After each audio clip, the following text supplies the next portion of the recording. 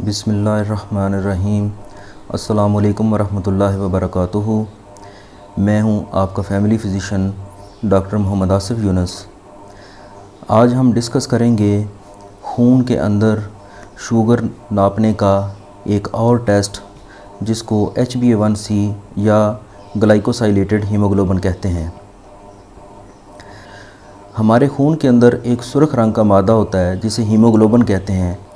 खून के अंदर पाई जाने वाली शुगर उसकी कुछ परसेंटेज इस सुर्ख रंग के मादे यानी हीमोग्लोबिन के साथ परमानेंटली अटैच हो जाती है।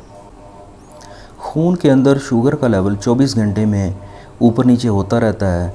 जैसा कि हम फास्टिंग ब्लड शुगर चेक करते हैं, रैंडम ब्लड शुगर चेक करते हैं, तो ये 24 घंटे में इसकी वैल्यू एक नहीं रहती। ये खाना खाने के बाद ज़्यादा हो जाता है, खाली पेट इसकी वैल्यू मुख्तलिफ होती है।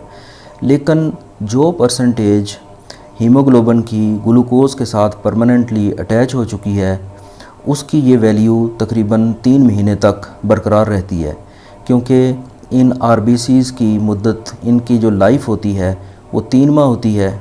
तो 3 माह तक अगर हम इसको टेस्ट करें तो उससे हमें ये अंदाज़ा हो जाता है कि खून के अंदर जो शुगर की मिकदार है उसकी एवरेज तकरीबन कितनी रह रही है। HbA1c या ग्लाइकोसाइलेटेड हीमोग्लोबिन, इसके लिए मरीज़ का खाली पेट होना या खाना खाने का इसके साथ कोई ताल्लुक़ नहीं होता। अब हम आते हैं इसकी नॉर्मल वैल्यूज़ की तरफ। नॉर्मली जिसको, जो कि नॉन डायबिटिक होता है, ऐसा मरीज़ जिसको शुगर का मर्ज़ नहीं है, उसकी on an average less than 6% exactly जो होती है ये 4% से लेके 5.7% तक ये नॉर्मल रेंज है। 5.7% से लेके 6.4% तक ये प्री डायबिटिक्स हम इसको कह सकते हैं। यानी ऐसे मरीज़ या ऐसे पर्सनस, इनको शुगर होने के चांसेस दूसरों की निस्बत ज़्यादा होते हैं। और 6.5% से ज़्यादा अगर किसी की ग्लाइकोसाइलेटेड हीमोग्लोबिन की वैल्यू मिलती है तो उसको हम शुगर का मर्ज़ कहते हैं।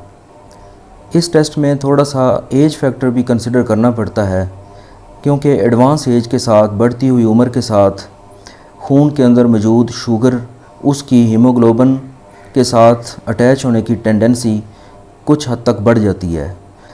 जितना शुगर लेवल एक यंग पर्सन में होता है और उसकी HbA1c की जितनी वैल्यू होती है उतनी अगर हम एडवांस एज में चेक करें या बड़ी उम्र में, ख़ास तौर पे 60 साल से ऊपर किसी पर्सन को अगर हम चेक करें तो उसमें जो उसके उतने ही ब्लड शुगर लेवल पे उसका HbA1c का लेवल यंग पर्सन की निस्बत कुछ ज़्यादा मिल सकता है।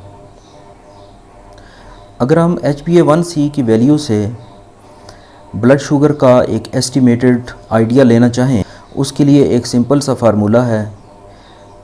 आप 28.7 को HbA1c के फिगर के साथ, उसकी परसेंटेज के साथ ज़रब दें और उसमें से 46.7 माइनस कर दें।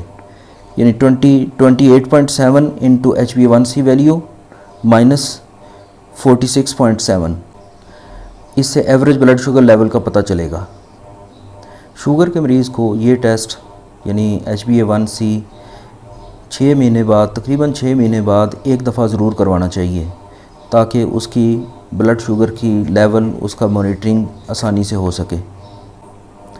कुछ साल पहले फास्टिंग ब्लड शुगर या रैंडम ब्लड शुगर के ज़रिए ही मरीज़ का या किसी का शुगर होने का डायग्नोसिस बनाया जाता था। यानी डायग्नोस्टिक क्राइटेरिया में ये फास्टिंग ब्लड शुगर या रैंडम ब्लड शुगर को ही इस्तेमाल किया जाता था।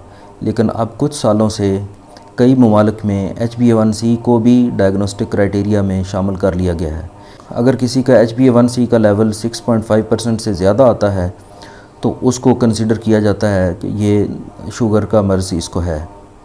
शुगर के मरीज़ को कुछ सालाना टेस्ट ज़रूर करवाने चाहिए।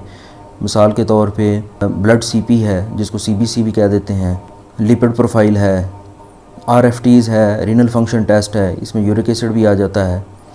इसके अलावा HbA1c है, रेटिनल एग्जामिनेशन उसको करवाना चाहिए, यानी आँखों का मुआयना। इसके अलावा ECG करवानी चाहिए, एक्सरे चेस्ट है, तो ये कुछ बुनियादी टेस्ट हैं जो शुगर के मरीज़ को साल में एक दफ़ा ज़रूर करवाना चाहिए। उम्मीद है आपको HbA1c का कॉन्सेप्ट और इसकी नॉर्मल वैल्यूज़ समझ आ गई होंगी। अपना ख्याल रखिएगा। अल्लाह हाफ़िज़।